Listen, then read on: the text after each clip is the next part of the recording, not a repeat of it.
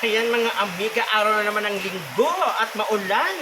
Kaya ako ngayon ay naglalaban ng aking damit na kung saan aking itong ginamit. Kaya ito na Ito kasi ang araw ng Sabado at Linggo ay para din sa ating bahay upang atin ding magawa ang ating mga gawaing pambahay mga amiga. Yan. O diba?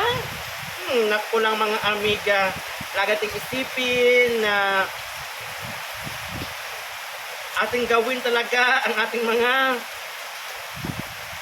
responsibilidad sa ating sarili din. Ayan, yung ay nako mga amiga.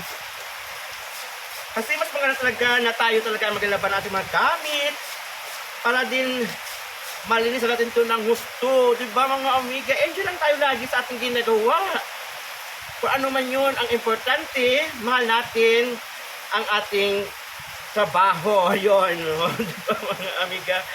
Saturday and Sunday is also for our family. Ayan, kayon. So ngayon, kanina, pagkatapos ko magsimba, na kumain kami sa isang restaurant. At ngayong hapon naman, ako ay naglaba pagkatapos kong magluto ng aking tanghalian. Ayan, at kami kumain. So ngayon, ito naman ang aking atupagin, ang aking mga damit na kung saan aking itong ginagamit tuwing ako ay may trabaho o may pinupuntahan. Ayan, di ba mga amiga? Kasi nga, sayang naman pag wala tayong na ginagawa, sayang ating oras. So, dapat ating tawag dyan, gamitin ang ating panahon at oras sa ganitong klaseng mga bagay. Di ba mga amiga dyan? Kayo ba ay ganun na nagawa nyo sa inyong sarili, sa inyong bahay dyan?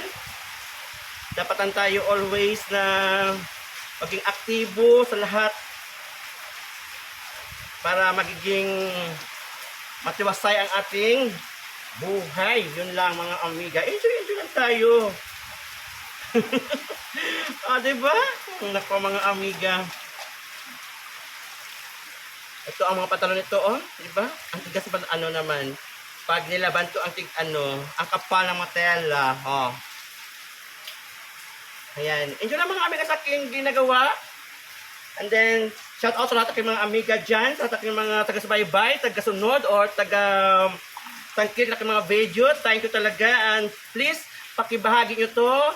And para din masiyahan yung mga taong laging ihintay ng ating mga videos. Sa ngayon, babay mo na mga amiga. Tuloy pa tayo sa aking gagawin. And see you again. I love you all mga amiga.